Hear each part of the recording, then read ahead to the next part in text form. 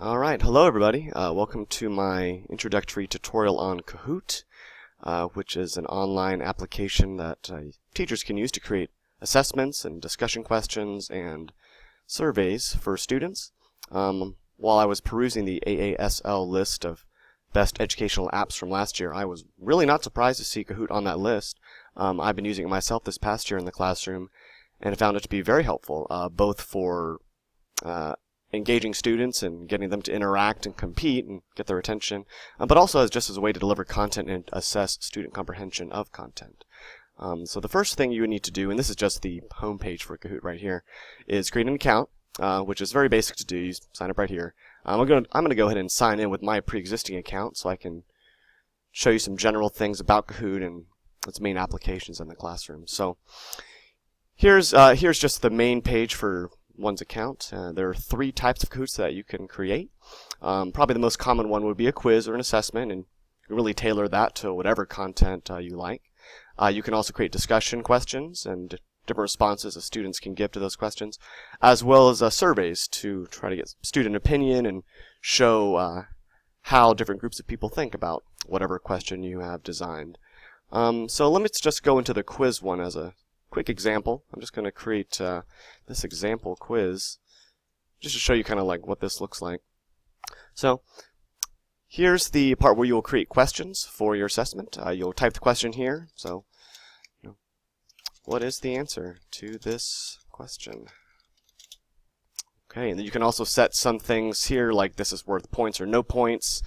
This is a point system based game, and students get, of course, points for correct answers, but also more points for being quick. So there's an extra competitive edge students can garner if they're doing really well and can be quick on their feet. You can also change time limits for questions. You can upload images to embellish just the visual of the question, and that's kind of fun to do. And I've also enjoyed kind of adding images and themes to go with my various Kahoots. You'll put your answers right here. One of them you'll need to mark as being correct, and you can change how that goes. And then down here you have options to add questions, to copy this. If you save and continue, which it's going to tell me, oh, I don't have answers, let's just go ahead and do that. So there's an answer here.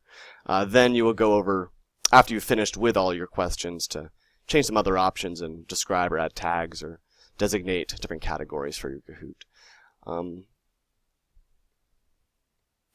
Let me actually show you just a couple examples that I've done myself in the classroom. I have 4 Kahoots right here that I've used with this account.